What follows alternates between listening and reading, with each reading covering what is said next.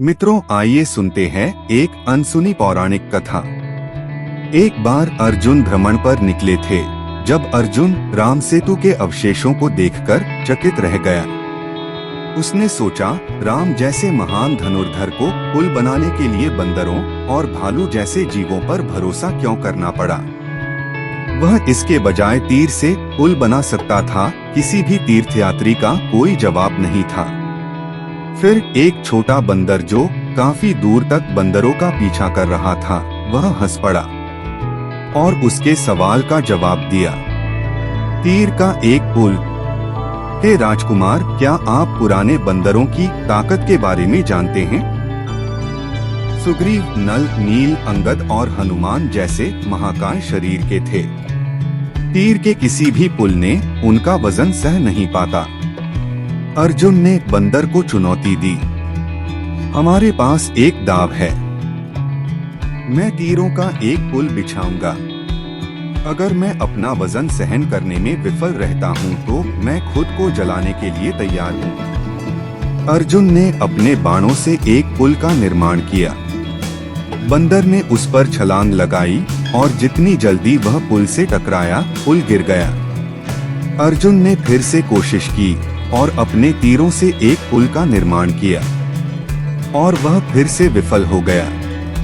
अर्जुन को खुद पर शर्म आ रही थी और अधिक समय बर्बाद न करते हुए उसने एक चिता तैयार की और उसने कदम रखने और अपना जीवन त्यागने के लिए था। दांव की शर्तों के अनुसार जब एक युवा ने आश्चर्यचकित रह उसे वापस रोका। लड़के ने पूछा, तुम क्या करने वाले थे? वो शक्तिशाली राजकुमार, अर्जुन ने कहा, मुझे एक चुनौती दी गई और मैं असफल रहा।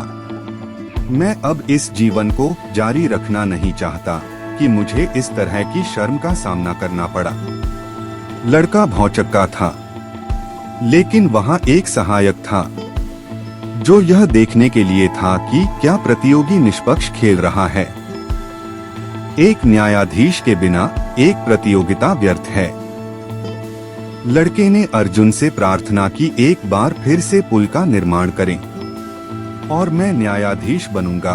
न तो अर्जुन और न ही बंदर लड़के के तर्क का खंडन कर सके और इसलिए वे तीसरे दौर के लिए तैयार हो गए। कुछ आत्मविश्वास से प्रभावित होकर अर्जुन ने अपनी हर सरलता का उपयोग करते हुए एक तीसरा पुल बनाया। बंदर पुल में चला गया। इस बार पुल नहीं गिरा। बंदर ने एक पहाड़ का रूप धारण कर लिया। यह पुल ध्वस्त नहीं हुआ।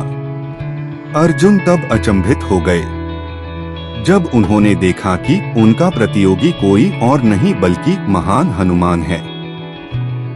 उन्होंने श्रद्धा में सिर झुका लिया, यह महसूस करते हुए कि जल्द ही या बाद में उनका पुल महान बंदर की ताकत के आगे झुक जाएगा। यह मानने में उनकी मूर्खता की। तीर का एक पुल योद्धाओं को सहन करेगा, जैसे हनुमान उनके लिए काफी स्पष्ट थे। हालांकि पुल नहीं गिरा। अब के विशाल हनुमान के वजन के नीचे भी नहीं। अर्जुन अप्रसन्न थे। वह समझ नहीं पाया कि क्या हो रहा है। ऐसा प्रतीत होता है कि इस बारे में कोई तार्किक स्पष्टीकरण नहीं है कि पुल अभी तक क्यों नहीं टूटा। जाहिर है हनुमान चीजों को थाह नहीं दे सकते थे।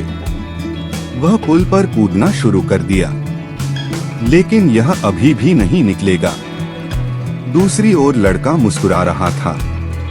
प्रबोधन के क्षण में इसने प्रतियोगिता के दोनों प्रतिभागियों पर प्रहार किया कि उनका सहायक कोई साधारण लड़का नहीं था। अर्जुन और हनुमान उनके चरणों में गिर गए और तब विष्णु उनके सामने खड़े थे। मैं राम हूँ और मैं कृष्ण हूँ। मैंने आपके पुल को ढहने से बचा लिया, अर्जुन। यह आपके लिए विनम्रता का पाठ हो सकता है।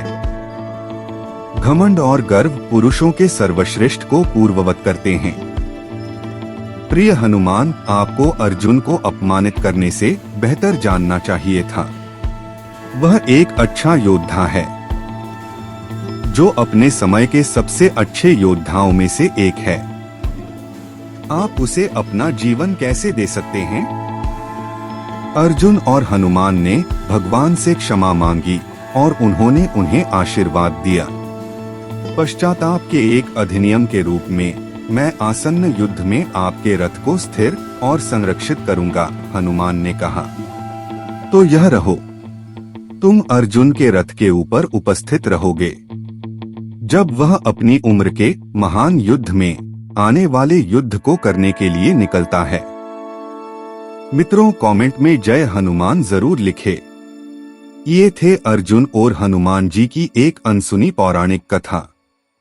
कृपया वीडियो को लाइक और चैनल को सब्सक्राइब करें। धन्यवाद।